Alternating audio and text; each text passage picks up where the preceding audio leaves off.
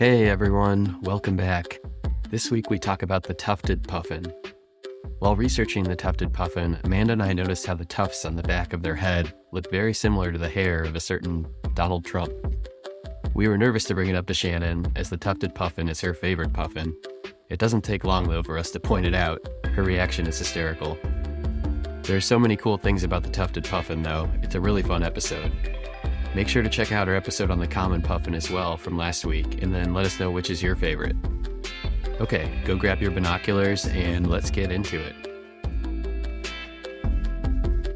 Let's get into our Tufted Puffin episode then. Welcome back, everyone. This is RJ, John, Shannon, and Amanda, and Marky's joining us again. We're going to talk about the Tufted Puffin. We talked about the common puffin last week, and John pled his case, and this week Shannon's going to make hers for the Tufted Puffin. Well, all you have to do is look at a picture and you will see very clearly which puffin is superior. And it is the Tufted Puffin, the one from the West Coast, which has bright white, in its breeding season, has bright white facial skin, has these yellowish tufts that come out of, on top of their ears, a red ring to the eye. Objectively, they're much cuter. So, Shannon, I have to ask you, because the impression RJ and I had when we looked at the Tufted Puffin was that it looked a lot like one of your favorite people, or actually your least favorite people. Take that back. Amanda, that's the worst thing you've said in the year that I've known you. That is a horrifying thing. Oh my God. I'm sorry. I take it back. But I'm glad you know exactly what I'm talking about. And it's not true. You better think of the error of your ways and correct your own personal thinking. I think it must be a little true because you knew exactly what I was talking about. Yeah, you need an exorcism. I like the take that I don't know if you guys have read like Birds of the World, but their entry for Tufted Puffins starts with, "Tufted Puffins are cool, unlike their brethren horned and Atlantic puffins, whose appearances convey comic charm and innocence. Tufted Puffins exude stern confidence." And then they go on to say something about, "This is one member of the auk family whose appearance is like that of a biker in leather regalia, says don't mess with me." Oh, I don't know if they're. Gosh, I love it. I do find them quite adorable. So I can see the stern appearance, but I also do think they're quite cute. That is awesome, Marky. That was super cool. Shannon, did you write that? No, I didn't. But I applaud the person who wrote it. And Amanda, you should go learn from that person. Label them appropriately. I just love that it started with, that is very cool. "Tufted Puffins are cool." Cool. I like that too. That is awesome. I vividly remember, I did not grow up bird watching, right? And I grew up in the interior of British Columbia where there aren't tufted puffins in the mountains there. But I vividly remember the first time I saw a tufted puffin when I moved to Vancouver Island to go to graduate school. And once I got interested in birds, I couldn't believe anything like that existed. I mean, they are amazing. And we used to be able to, I censused them for a little while. A lot of these colonies are on islands, remote islands. Well, not that remote. You can get there in a Zodiac pretty fast off the coast of British Columbia and Washington State. And they're out there because there aren't predators. There aren't humans living on there. They're not cats on most of these islands, so they can nest fairly successfully. So that's where the remaining colonies are going to be as humans start altering the landscape even more. But we used to take Zodiac, these little boaty things, out to the islands to count them and see how they were doing and looking at nesting success and things like that. And it was the most fun days because they don't attack you the way gulls do. Gulls, when you go to see them in these islands, are brutal and would want to see you at the bottom of the ocean as fast as anything. In fact, dive at you and will hit you in the head. And Oh, wow. gulls are scary, but puffins don't do that. So they're charming in every conceivable way. Again, their beaks are unbelievable. Their mouth linings are these bright orangish red colors, and yeah, they're amazing.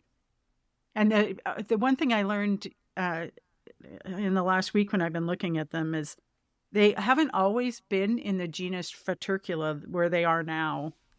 If you look back in our collections online, because we have an ancient taxonomy, you'll find them in a different genus, which I didn't really know until I started trying to figure out how many we have of these things. And we have 81 of these in our collections. But I learned that Fratercula comes from a medieval Latin word for friar because of the black and white colors that they have, which I thought was really clever.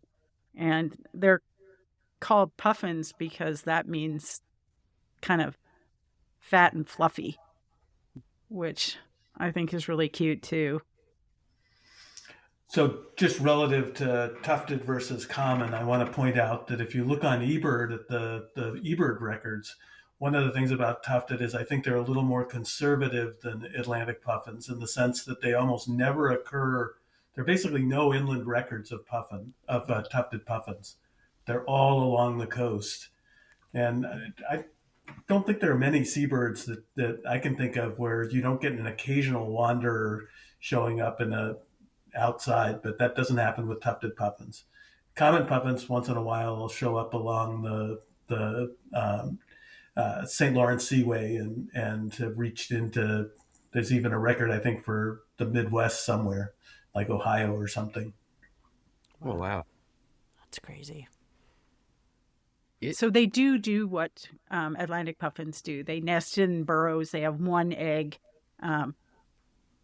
similar in that sense. They nest on the edges of cliffs and places like that, so that they don't fly very well in the same way that Atlantic puffins don't. They have little short, stubby, round wings that are not really geared for staying on the wing for that long. So they're not going to be out gliding over the ocean the way some of the other seabirds do, like albatrosses going for days without ever landing, stuff like that. Well, that's not going to be a puffin, tufted or Atlantic. They can't possibly do that given the way their wings are shaped.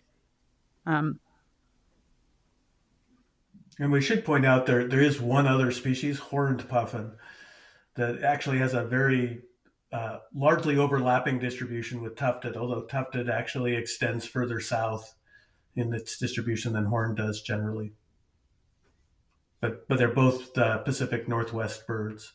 Apparently, the southernmost breeding records of tufted puffins, they don't breed there anymore. So those populations have, declined and maybe gone extinct.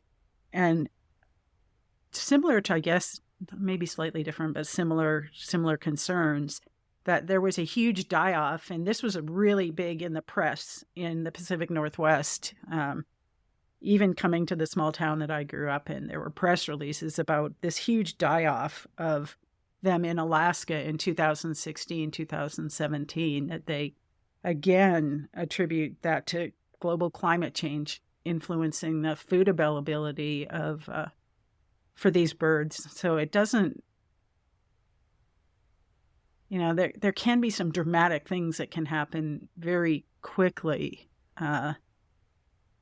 to some of these birds. And I imagine, well, we already know that bird populations of almost all North American birds have gone down in the last 30 to 40 years. So this is these kinds of concerns, they may look different and there may be unique aspects of that for every species. But the way we're altering the environment, there's no doubt that it is negatively impacting native species of birds in North America. And I think with these marine birds, it's all about the fact that the food webs are fairly simple. So you've got these invertebrates that are feeding the local fish populations, and that's what's allowing for prey items for the tufted puffins. And so, if you disrupt what's going on with the crustacean breeding biology as a result of over harvesting or changing water temperatures, it's going to immediately trickle up to the puffins and cause problems. I mean, the good news for puffins is that some of the conservation efforts that are going on having to do with fisheries and, other even invertebrate marine life are helping puffins as well. So, there's a lot of synergy in how conservation efforts can cross past the species that you're trying to conserve and into others. And apparently their species name, serrata, means curly-headed, which I think is also appropriate. Makes it even cuter. Yes. Is hair or is it thin feather or what's going on back there? These are feathers. Okay. Yeah, so this is why I love bird feathers so much, is because they can take so many different shapes and sizes and they do so many different things. A lot of feathers look like hair. But hair is confined to mammals, but there are mimics of hair all over birds where, the barbs and barbules that usually make a feather that's flat. Obviously, you have to do some things if you're going to fly. You can't make all your wing feathers hair or you're not going to be very good at flying.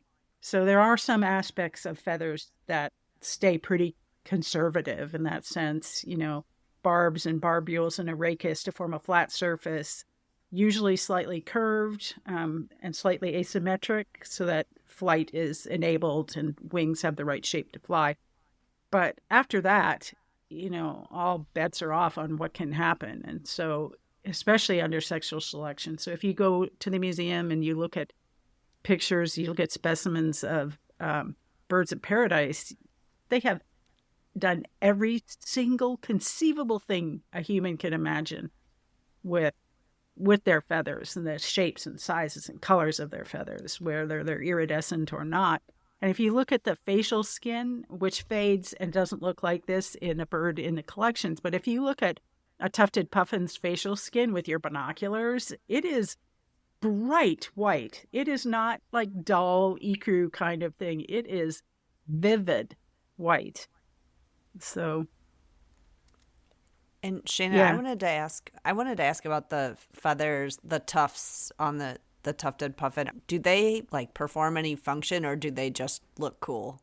Yeah, they're very good for the breeding season to have Okay. things that look like that because a lot of these things are not as vivid and not as bright in the non-breeding season as they are in the breeding season.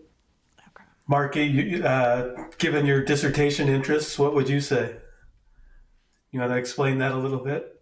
Yeah. So my interests revolve around kind of questions that focus on interested in how birds perceive one another, especially inter and intrasexual, and eventually how that might shape decisions that have consequences down the line. But specifically for the puffins, I definitely agree, especially given the fact that in the winter, or I guess the non-breeding season for these puffins, they completely lose their tufts. So I think it's acting as some sort of device that is signaling something potentially. Yeah. I definitely think that sexual selection is at play with their really cool curly heads. One of the things that Marky has talked about, and I think it would be really interested in tufted puffins, is to measure the size and shape variation of the tufts.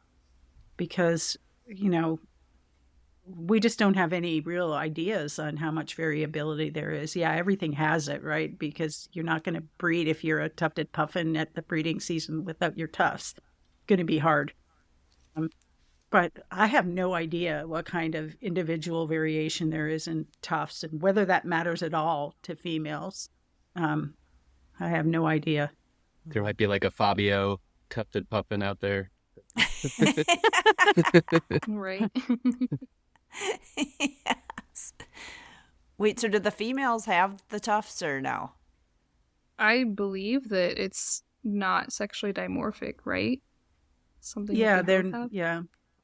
But I don't know. that you just made me wonder whether or not there really are sexual male and female differences in size or shape or color or intensity of color. I don't know the answer to that. I don't think there are, and yet I think it's one of these things where, so for instance, in Atlantic puffins, I think there's been some literature where they've recently come up with some ways in which they think they can tell males and females apart, but in general, it's been thought that you can't. With tufted puffins, I think one of the interesting things is for a bird that's fairly common, nests in colonies. Shannon saying that she went out and visited some of those colonies. They're not as anywhere near as well studied as Atlantic puffin is. Yeah, I mean, that's probably because of the efforts of the guy who started the main recolonization project. I mean, things can just have these random chance people or interests that spawn a whole thing. So I don't know. Yeah. Yeah, I think with Atlantic puffin, the other advantage is there are populations in the UK that are accessible. And so you've got some long time, and also up in Scandinavia too, where they're a lot more accessible, I think. And so just a lot of tufted puffins are breeding in places where there just aren't that many humans. Yeah, well, the Atlantic Ocean is a lot warmer than the Pacific too. So if you're going to do those things in the Pacific, you need to be suited up. How far west do the tufted puffin, how far is their range? Do they go all the way to Japan? I think so. Yeah. Wow. We were also wondering besides that die-off that we were talking about in Alaska, have the tufted puffins done better conservation-wise than the Atlantic ones? So one of the things I think of with that question is how much the differences in the amount of monitoring overshadows some of the interpretations. In other words, if there's a bad year for Atlantic puffins over the last 25, 30 years, it's been tracked because people are there. And it's probably only in the last 10 to 15 years, maybe more, but that people have done really detailed monitoring of the tufted puffin colonies in ways where you could get similar data. And so that's a really interesting thing. Yeah. I'm looking at the range map right now, and in the non-breeding season, they don't go that far west, although, the ocean's big, but they are, relatively speaking, close to the coasts. They do an interesting thing that I think is different than Atlantic in the sense that they tend to come much farther south on a regular basis. So there are a few individuals that they're not uncommon in California along the coast in the non-breeding season. You and Marky would know this more than me. How many observations in eBird, for example, are there of seabirds? I mean, and how much has that changed over the last 5 to 10 years?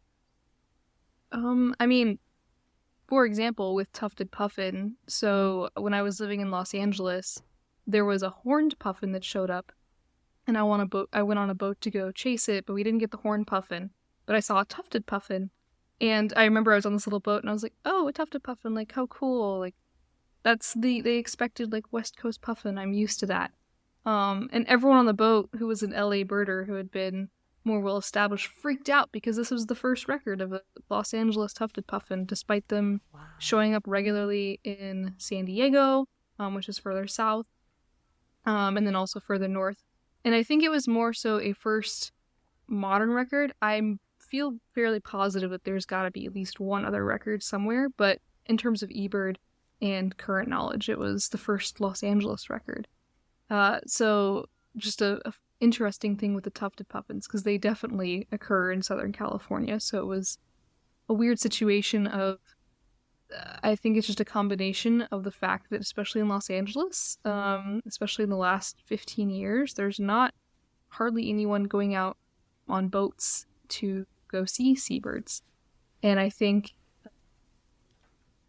with there's sort of ebbs and flows depending on which region you're in terms of how accessible the ocean is going to be for you. because it takes a lot of effort to get out there in the first place and find either find someone to charter it, or if you're lucky enough to have a friend with a boat, getting out to see those seabirds just casually is incredibly difficult. And so, again, for example, in Southern California, or just California in general, you only have a couple options of getting out to the ocean to where you may see seabirds. And I'm fortunate enough that when I lived in Los Angeles, I had a couple connections with some local companies where we could essentially tell them where we wanted to go, and then we'd spend 8 hours and just boat around Los Angeles County looking for weird birds. But yeah, I think it definitely just depends on who's able to get out there, and I think that overall seabirds are massively less understood.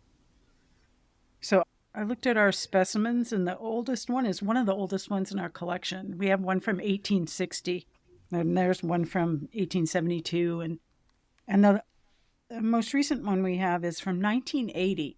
So when you think about what you might want to know about tufted puffins in terms of their population changes, their range changes, population sizes that can be inferred through some kind of genomic techniques, well, we don't have any modern specimens that would give us insight into that.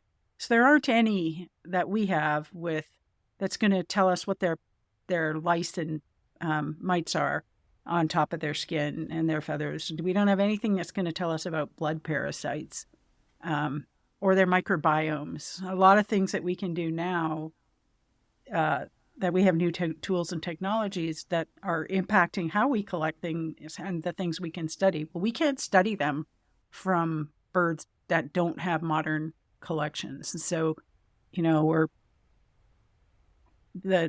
record of what's happening now is not going to be preserved, just like it's really hard to get out there and visit them. And so that, site records and stuff are always limited. Well, it's true in every way for some of these birds. Shannon, one of the things that I think is really interesting about puffins in general is that they nest in burrows, and anytime you do that, you're opening yourself up to parasites. And it's pretty clear that tufted puffins have an awful lot of different feather mites and feather lice and various things. And I was thinking about, I'd like to see somebody do some work to see whether or not that those parasites are ever problems. We know in some groups of birds that nest in, like purple martins that nest in towers and things, that the lice can actually cause problems for the chicks. And it seems to me like tufted puffins and Atlantic puffins too are really good at successfully raising chicks once they get going most of the time. If the conditions are right, they're going to have a very high fledging success across those colonies, in spite of the fact that they must actually often be covered in various parasites when they actually pull them out of the burrows to band them. Well, both parents spend a lot of time. They put all their effort into one chick, and so they spend an inordinate amount of time together to raise that one chick. There's no precocial puffins.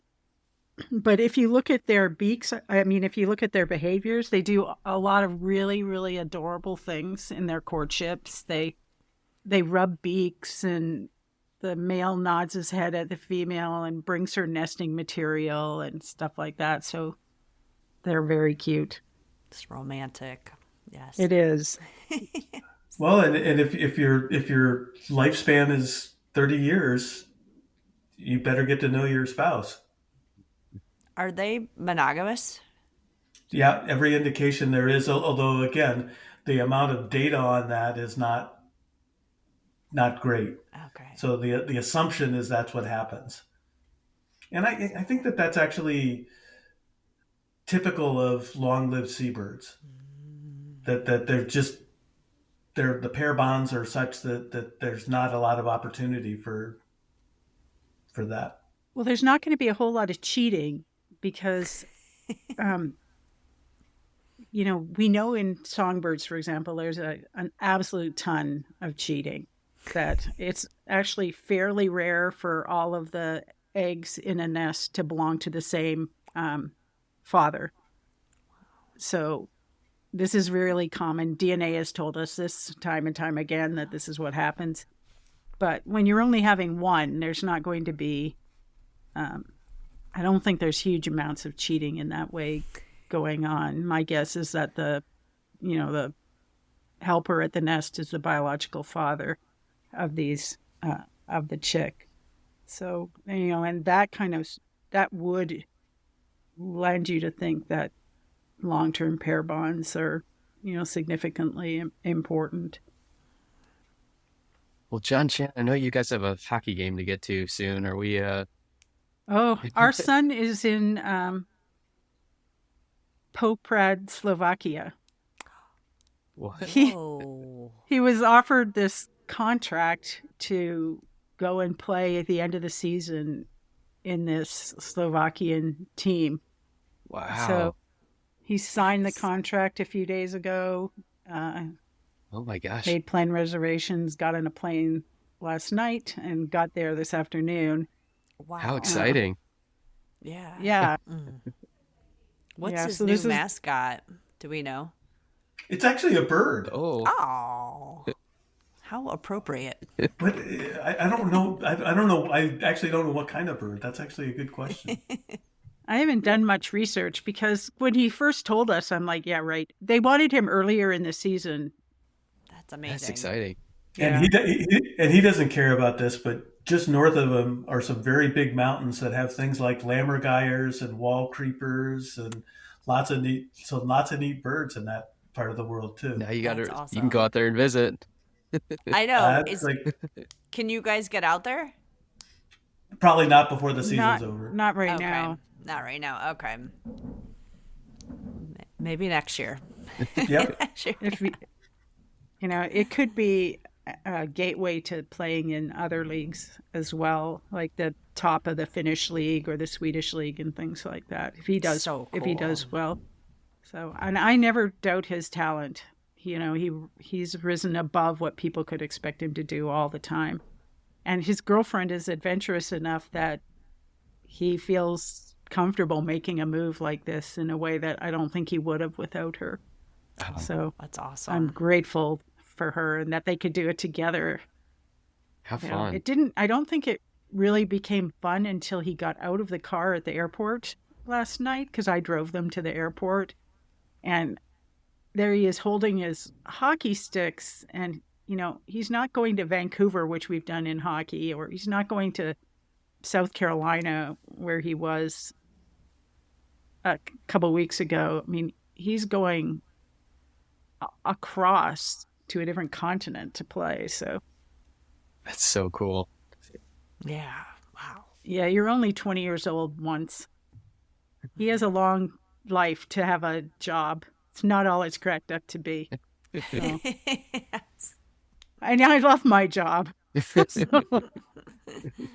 most people don't get to do what I do, and they don't get to have as much fun as we get to have.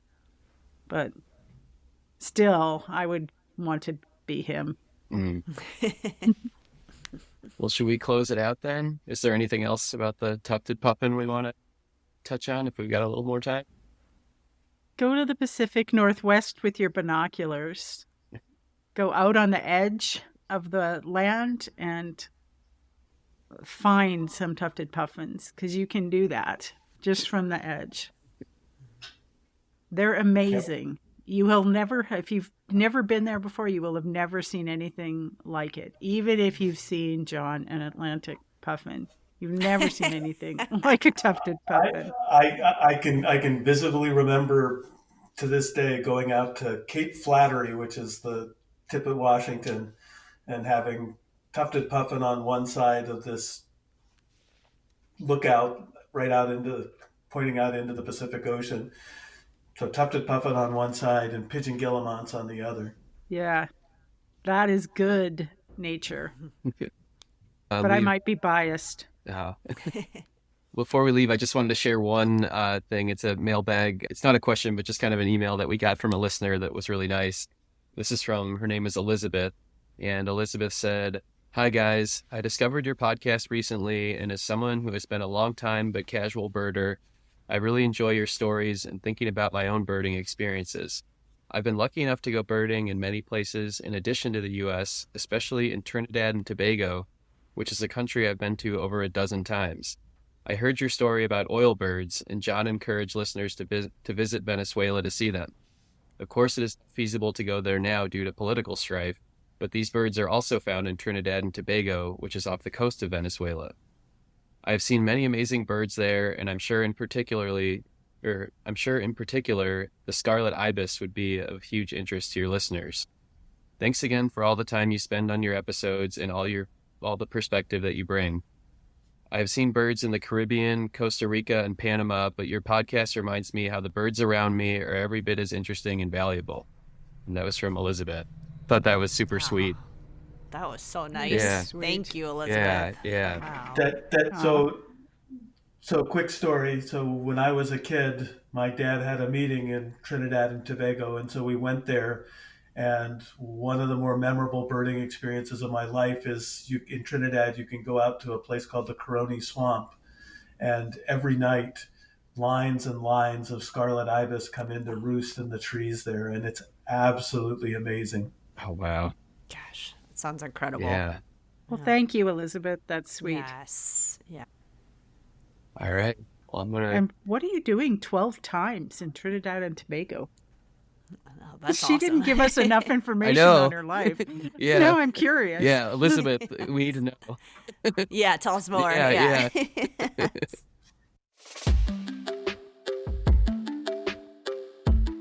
Thanks, everyone, for joining us. We love our listeners, every single one of you, and want to thank you for your support.